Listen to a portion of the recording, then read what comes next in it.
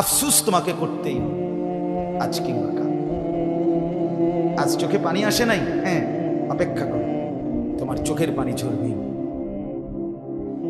কাঁদতে তোমাকে হবেই, কোনো সন্দেহ, কোনো সন্দেহ।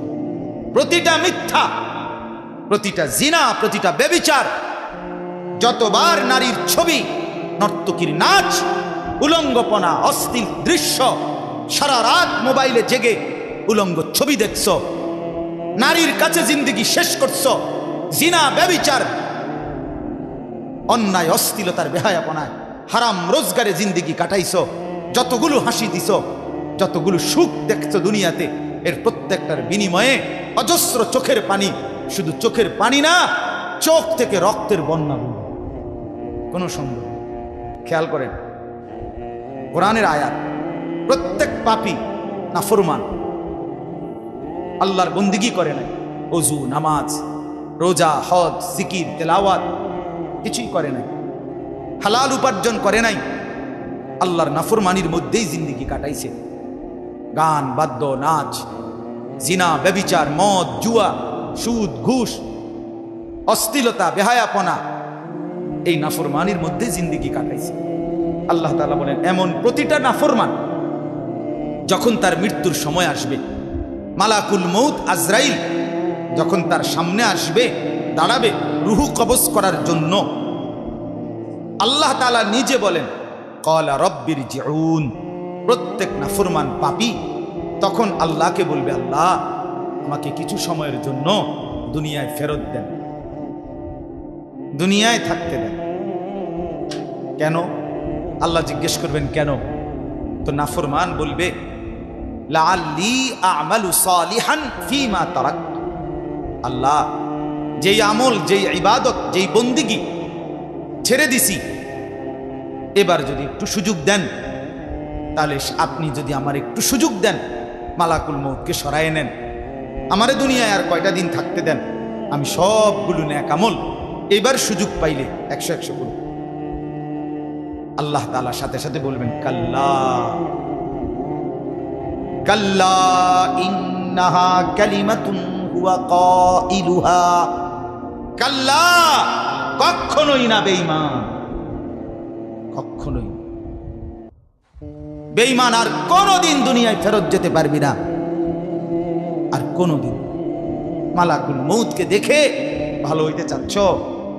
আরে ভাইয়া, মালাকুল মউত আজরাইলকে দেখে, কোরআনে আছে, ফেরাউনের মতো কাফের যখন পানিতে সুবানি খাইতে খাইতে শেষ, আর যখন গারগুর ফিরে গেছে, বুঝছে যে আর বাঁচবে না, এই তখন মালাকুল মউত যখন সামনে এসে দাঁড়াইছে, ফেরাউনের মতো বেঈমানও ঈমান আনতে চাইছে। আল্লাহ তাআলা বললেন, আল আনা, কোরআনে আছে, আল আনা, এখন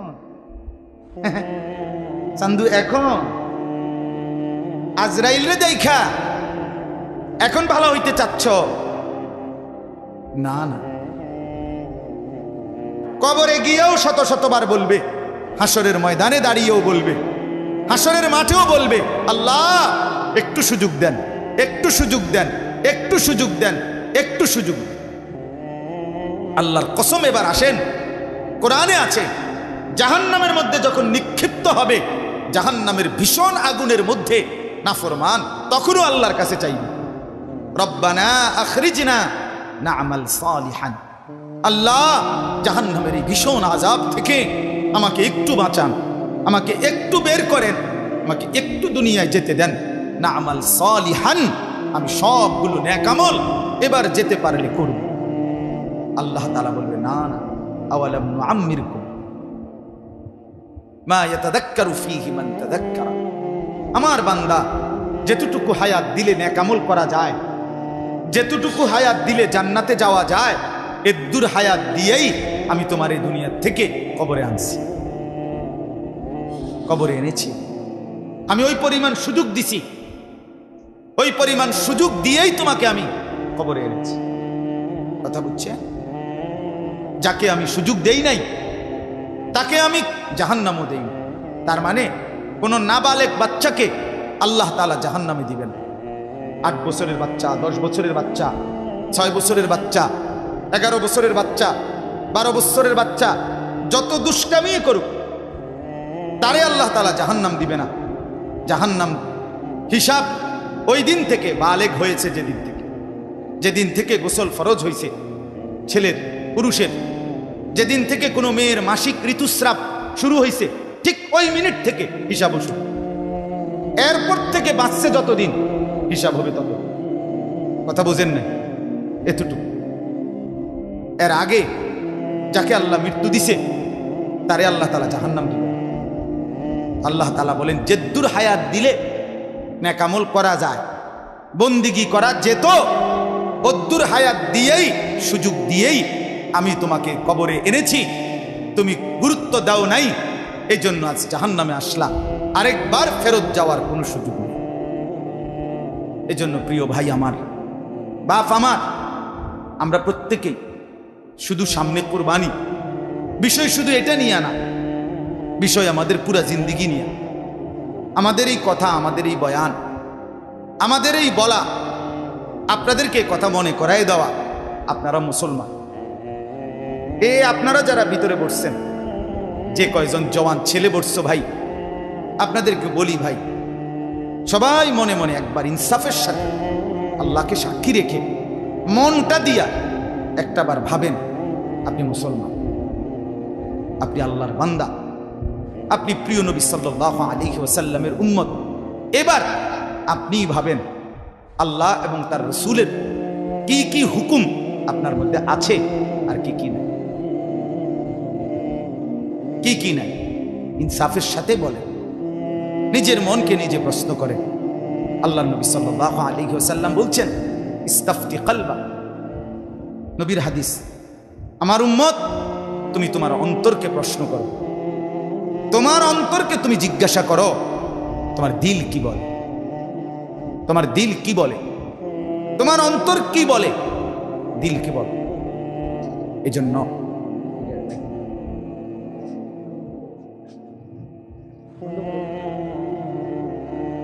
তো তুমি তোমার দিলকে প্রশ্ন করো, ইস্তাফতি কলবাক, তোমার অন্তরকে বলো, তোমার দিল কি বলে। আজ এখান থেকে যদি তুমি হাসরের মাঠে দাঁড়াও, তোমার পরিণতি কি হতে পারে। গত 1 ঘন্টা আগে যিনি বিড়ি সিগারেট খাইছেন, এখনো সেই বিড়ির দুর্গন্ধ আপনার মুখে আছে, ধরে নেন এই মুহূর্তে আপনি হাসরের মাঠে দাঁড়াইছেন। আমার বাপ, আপনি নবী সাল্লাল্লাহু আলাইহি ওয়াসাল্লামের সামনে সুপারিশের জন্য কেমনে যাবেন? এই বাপ, আপনি বলেন না,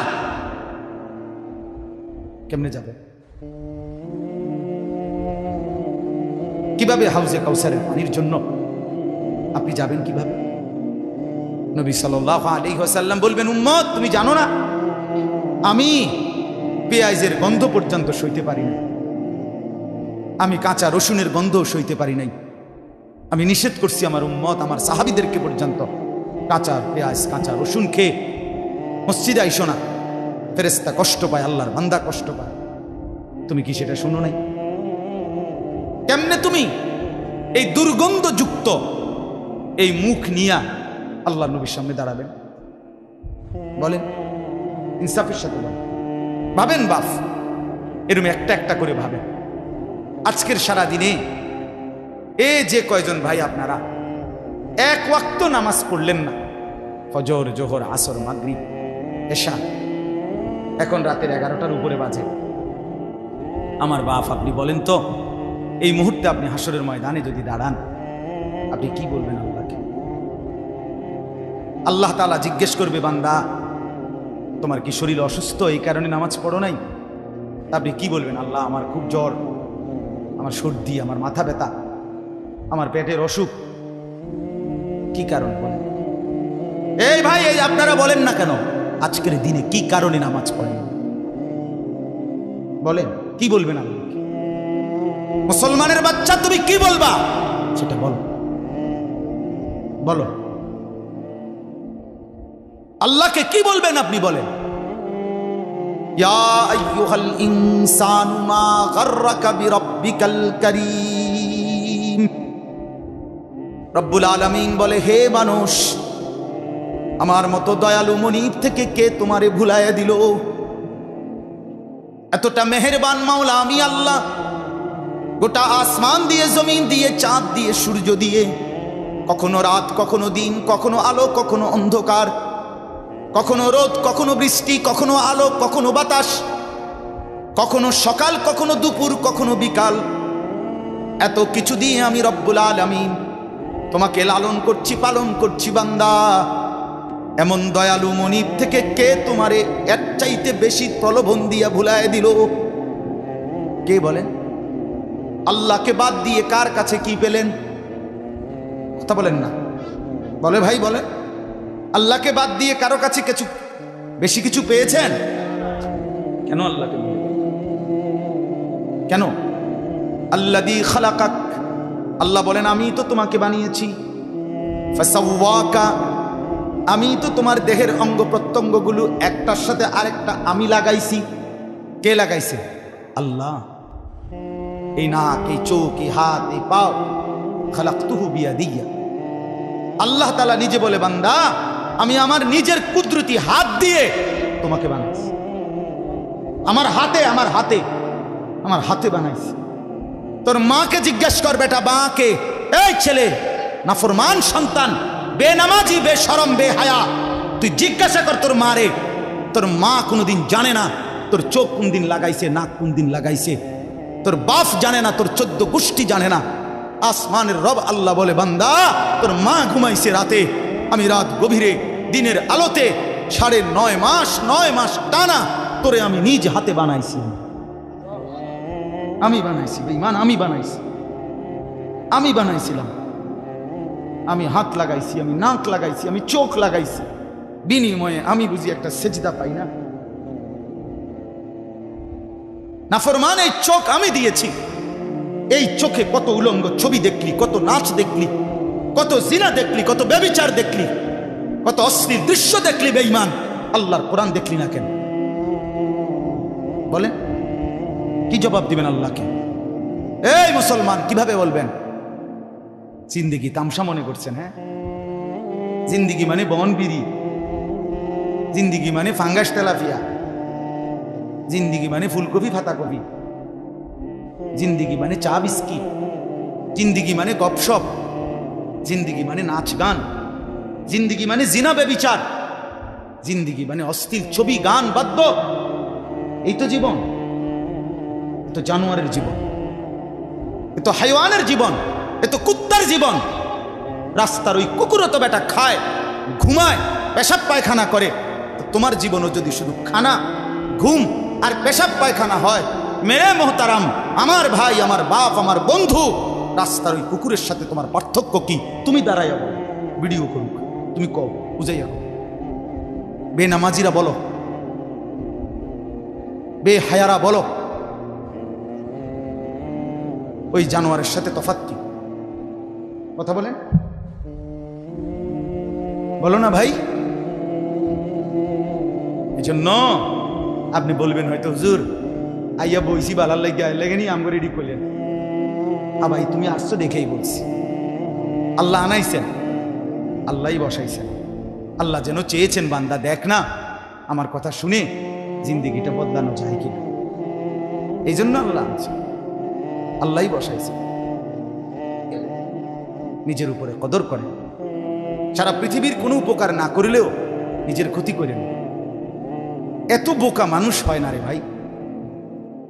এতবার শুনছেন, এতগুলো নাফরমানির পরে জাহান্নামের আগুনে জ্বলতে হবে, কবরের আযাব ভোগ করতে হবে, এতগুলো কথা, এত নবীদের কথা, রাসূলদের কথা, সাহাবীদের কথা, আল্লাহর কোরআনের কথা, এত লক্ষ উলামাদের কথা, 1450 বছর ধরে যে কথা চলতেছে, এ কথা কি অযৌক্তিক, অবাস্তব মনে হয়?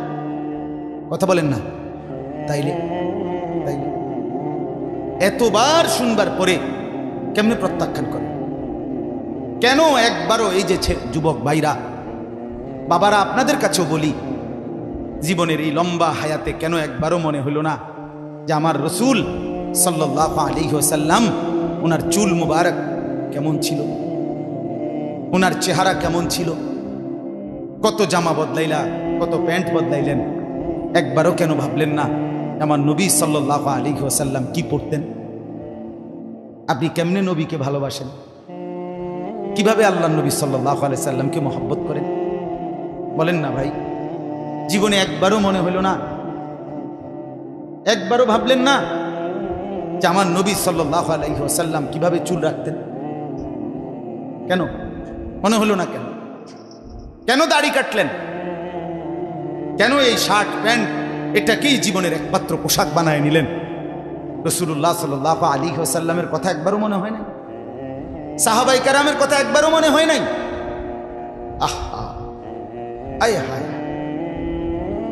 ভাবেও না, ভাবেও না।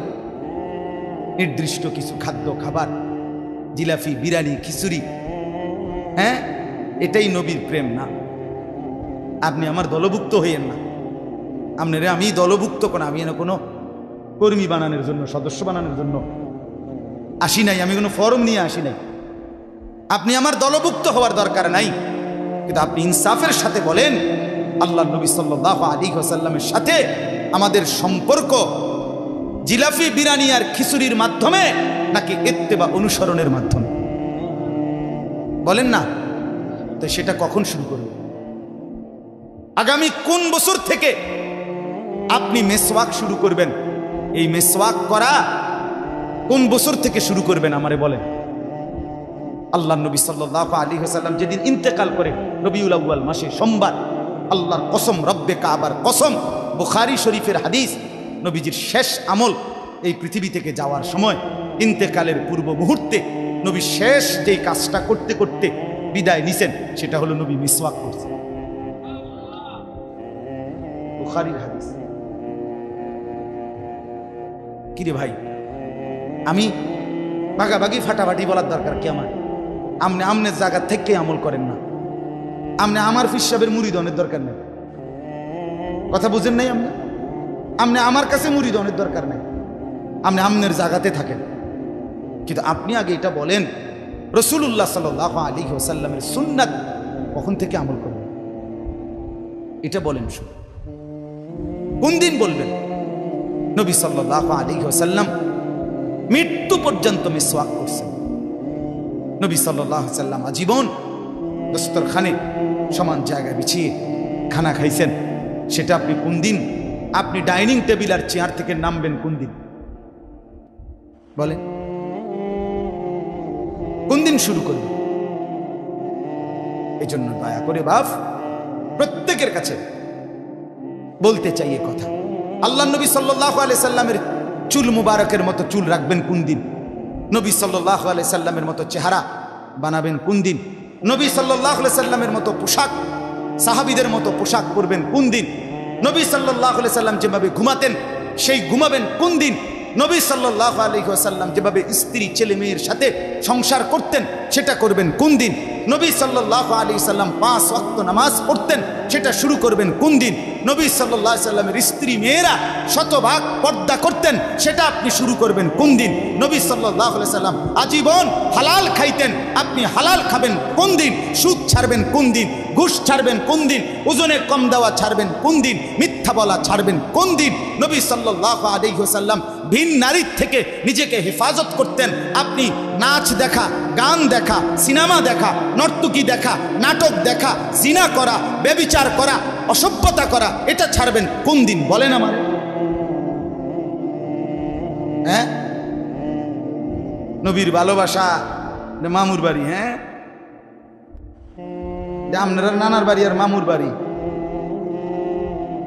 আপনি ডুল্লা ডুল্লা কইবেন আর নবীর ইশক মোহব্বতে আপনি বাইসা যাইবেন। চেহারায়, সুরতে, আমলে, আখলাকে জিন্দিগির কোথাও রাসূলুল্লাহ সাহাবীদের তরিকা থাকবে না। আপনি নবী প্রেমিক হবেন, এত বড় মিথ্যা নিজের জন্য ফয়সালা করেন। নিজের ব্যাপারে এত বড় ভুল করেন না বাপ, নিজের এত বড় ক্ষতি করেন না। অনুরোধ আমার ছেলেদেরকেও বলি, বাপ, এই যৌবন, এই বয়স আল্লাহ তাআলা ইবাদতের জন্য দিয়েছেন। কোরআনুল কারীমে আল্লাহ তাআলা বলেন, সুম্মা নুখরিজুকুম তিফলান, আমি মানুষের সন্তানকে প্রথম মায়ের পেট থেকে বাচ্চা আকারে বের করি। সুম্মা লিতাবলুগু আশুদ্দাকুম, অতঃপর তার দেহে আমি আল্লাহ শক্তি দিতে থাকি। দিতে দিতে যৌবনে শক্তি পরিপূর্ণ করে দেয়। তাহলে আল্লাহ তাআলা যুবককে শক্তি পূর্ণ দিয়েছেন আল্লাহর কসম শুধুই আল্লাহ তাআলার বন্দেগীর জন্য। যুবক মানে যৌবনের এই শক্তি আল্লাহর দেওয়া, আল্লাহর দেওয়া। আপনারা ভাবেন তো, কারো যদি 1 ঘন্টায় বা 2 ঘন্টায় 6 বার 7 বার পেটে অসুখ হয়, পায়খানায় যায়, এরপরে তো শক্ত সামর্থ্য যুবকটা বিস্তার ছুঁয়ে যায়, ঠিক কিনা বলেন? আপনি বলেন তো কেন বড়াই করছেন? আপনার কি হইছে? আপনার তো হাত খুললে গেছে, না পাও খুললে গেছে, না নাক ফুরিয়ে গেছে, কিচ্ছু তো হয় নাই। পায়খানা না বাইরিছে, দুর্গন্ধযুক্ত পায়খানা পেটের থেকে বাইরিছে। তুই বেটা এত দুর্বল, সামান্য পায়খানাই তোমার শরীর থেকে একটু বেশি বাইরিয়ে গেলে তুমি হুইত্যা লাও, তুমি নি মাতবুরি দেখাও। এই অপদার্থ, তুমি অহংকার করো কেমনে? কথা বলেন। আমি বড়াই দেখাই কেমনে যে আমি সামান্য পায়খানা, এটার কাছে আমি এত দুর্বল? আমার কি বড়াই করা সাজে? তাহলে আমাদের প্রতি সেকেন্ডের সুস্থতা, আমাদের শক্তি সবল, এটা তো আল্লাহর দান। কার দেওয়া বলেন না? আল্লাহর দান।